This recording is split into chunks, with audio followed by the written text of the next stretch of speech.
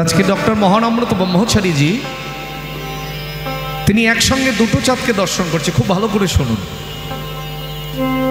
একদিকে আকাশের চাঁদ, আর একদিকে সচিমায়ের কোলে আমার গৌর চাঁদ।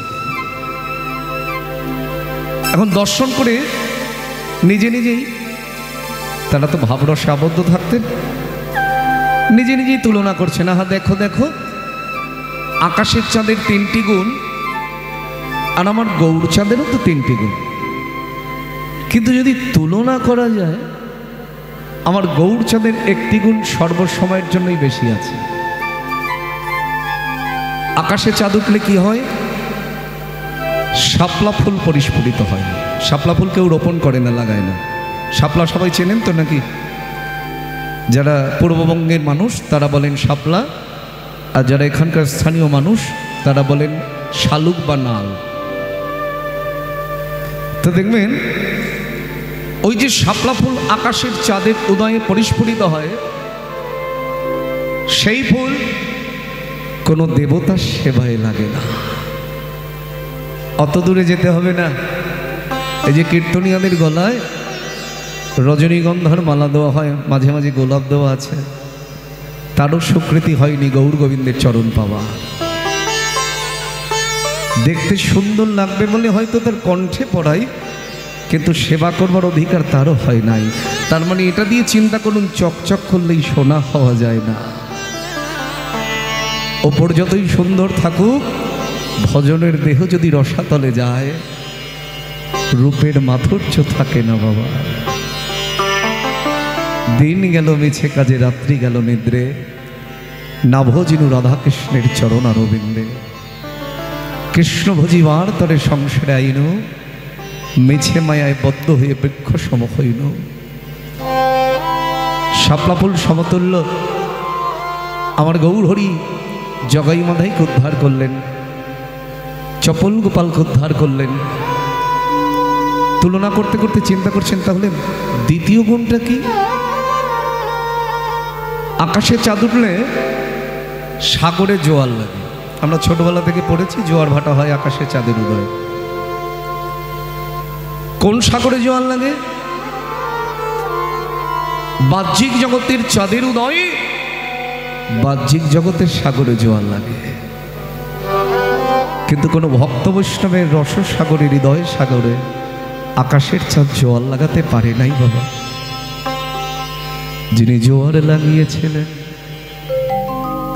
তিনি আমার পতিত পাবনে দয়াল গৌর হরি। গৌর হরি কি দিয়ে জোয়ার লাগালেন?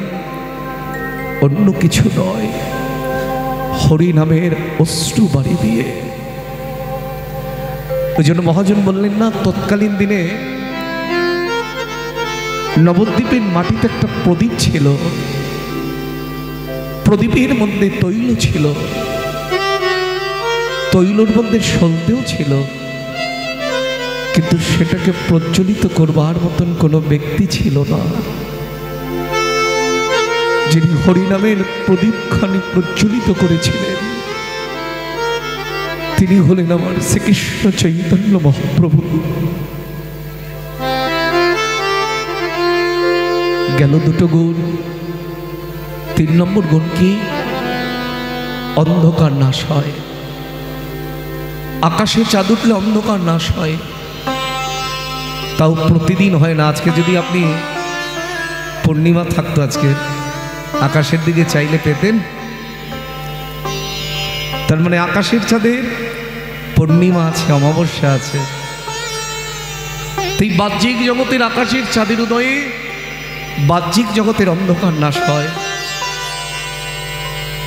কিন্তু বৈষ্ণব মহাজন বললেন, হ্যাঁ গো ভেবে দেখো তো, আকাশের চাঁদ কি কখনো ভক্ত বৈষ্ণবের হৃদয়ের অন্ধকার নাশ করতে পেরেছে? যিনি ভক্ত বৈষ্ণবের হৃদয় এই চিত্তগড় অন্ধকার নাশ করেছিলেন তিনি হলেন আমার পতিত পাবন দয়াল গৌর হরি। যদি গৌরাঙ্গ না হতো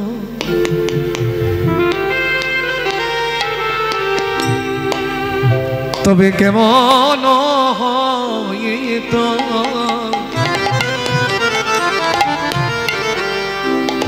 কেমনে ধরিতাম দে আমায় বলো বলো যদি গৌরাঙ্গ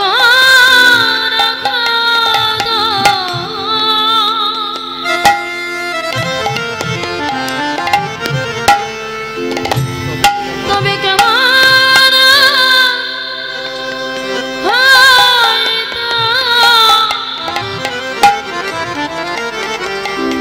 বড় কেমন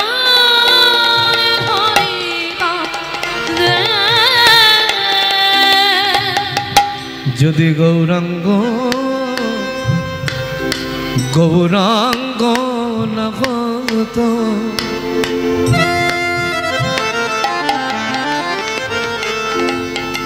তবে কেমন হইতো আমি কেমন ধরিতাম দেব বলো যদি গৌরাঙ্গ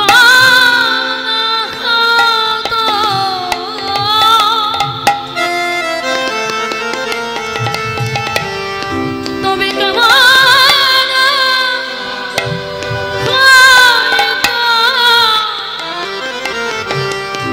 বলো কেমন ধরিতাম আবার রাধানো মহিমা প্রেম রস সীমা আবার রাধার মহিমা প্রেম রস সীমা ওই শ্রীরাধার মহিমা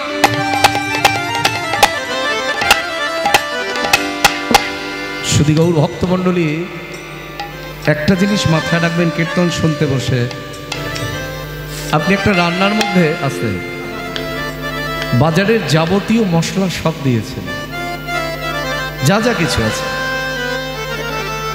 কিন্তু আপনি একটা জিনিস দিতে ভুলে গেছেন রান্নার স্বাদ আসবে কি মাথায় রাখবেন পাণ্ডিত্য যতই থাকুক যদি প্রেম না থাকে সেই কীর্তনের মাধুর্য মহাপ্রভুর অন্তরে প্রকাশ পায় না নুন ছাড়া সবজির যেমন স্বাদ হয় নয়ন জল ছাড়া কীর্তনের তেমনই স্বাদ হয় তাই সবার আগে মূলধন হচ্ছে কীর্তনের দুটি অশ্রু বাড়ি বরিশাল রাধারো ওগো শ্রীরাধার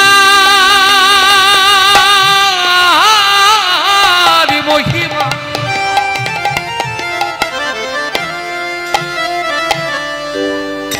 প্রেম রস সীমা শ্রীরাধার মহিমা প্রেম রস সীমা এই জগতে জানাত কে বল বল জগতে জানা তো কে ও গো রাধার মহিমা আবার প্রেম রস সীমা জগতে জানা তো কে জগতে জানা তো কে জানাত বলো জানো তো কে জানাত কে জানা এই রাধার মহিমা কে জানা ওই রাধার মহিমা কে জানা যদি আমার গৌর ঘরে নাই আসিত রাধার মহিমা কে জানাত আমার গলার হারি বলি হারি যদি নাই আসিত আমার রাধার মহিমা কে জানা তো যদি আমার গৌরী হরি নাই আসিত এই পতিতি পাবন অবতারে আমার গৌর হরি যদি নাই আসিত এমন পতিতি পাবন অবতারে আমার গৌরী হরি যদি নাই আসিত এমন পতিতি পাবন অবতারে যদি আমার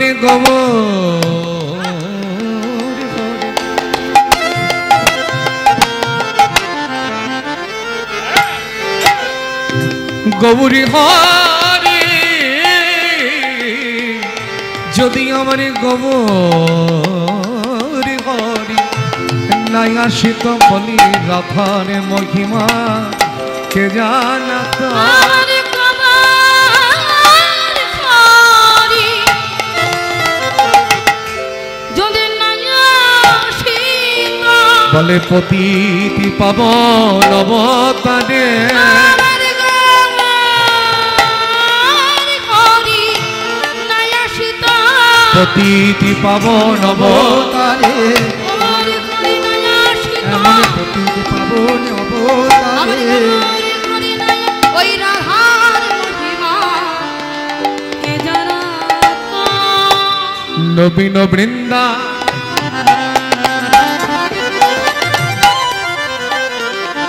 বিপিন মাধুরী হরি নবী রবি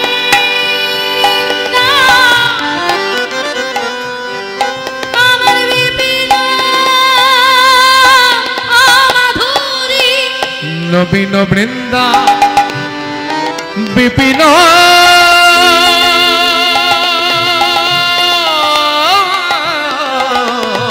মাধুরী ওগো প্রবেশ চাতুরী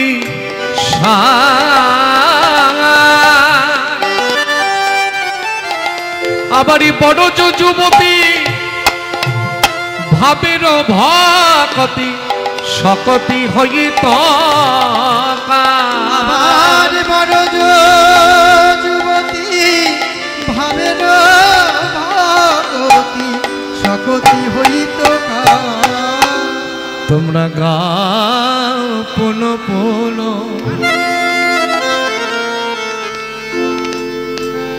কি বলছেন গাও পুন পুন পুন পুন মানে বারবার যতবার খুশি বদনে গৌর নাম বলো কিন্তু কঠিন হৃদয় দিয়ে ডেকো না তোমরা গাও পুন পুন শ্রী গৌরাঙ্গীর গুণ সরল করি আমন মন রে তোমরা গাও পুন আমার শ্রী গৌরাঙ্গের গুণ তোমরা সরল করিয়া মন আবারই ভব সাগরে এমন দয়া ভাব সাগরে গৌর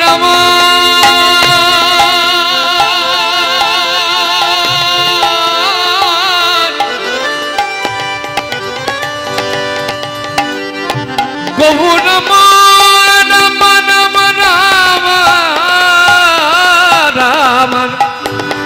আমার আমার আমার আমার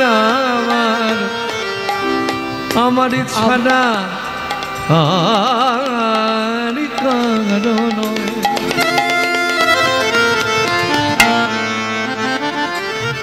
গোরাই আমার আমার আমার ভাবের গোরা রসের গোরা আবারই ভব সাগরী এমন দয়া আমারে ভাব সাগরে এমন দয়া বলি না দেখি আর এক জান আমি না দেখি আর এক জান আমারে ভব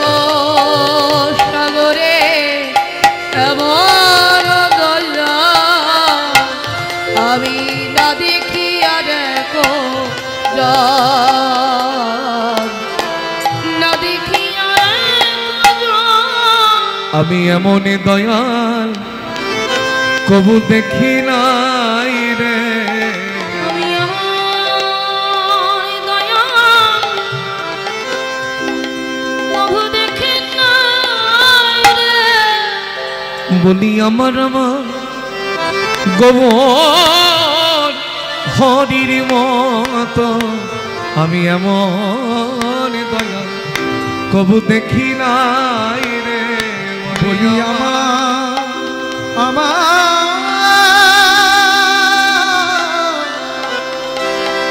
গৌর হরির মতো ও যে যেচে সিধি নাম বিলাল আমি কাঙালি বলে আমায় ফেলে রাখল না।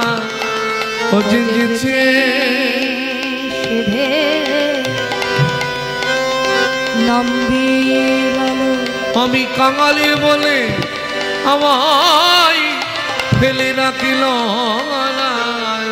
যেছে সিধে নাম বিলালো সে যে পতি পবন অবতারি আমি কাঙাল কাঙাল বলে আমার ফেলে রাখলো না। অধম বলে আমায় কৃপা করিল আমি কাঙাল কাঙালি বলে আমায় ফেলে রাখিল না।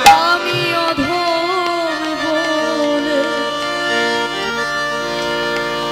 আমায় কৃপা করে সে যে দয়াল শিরোমণি আমি অধম বলে আমায় কৃপা করে আমি কাঙালি বলে আমায় ফেলে রাখিল না। ও সে কাঙালির ঠাকুর হরি নিতাই গৌর হরি হরি। আমায় ফেলে রাখলো ও না। সে কাঙালির ঠাকুর আমি অধম বলে আমায় ফেলে রাখলো না। সে কাঙালির আমি এমন দয়া কভু দেখি নাই রে। গৌরাঙ্গ বলিয়া নাগেন বলিয়া কেমনে ধরিন দে ধরিনু দে বাস রহিয়া পাশান দিয়া বিধি কেমনে গড়িয়াছে কেমনে গড়িয়াছে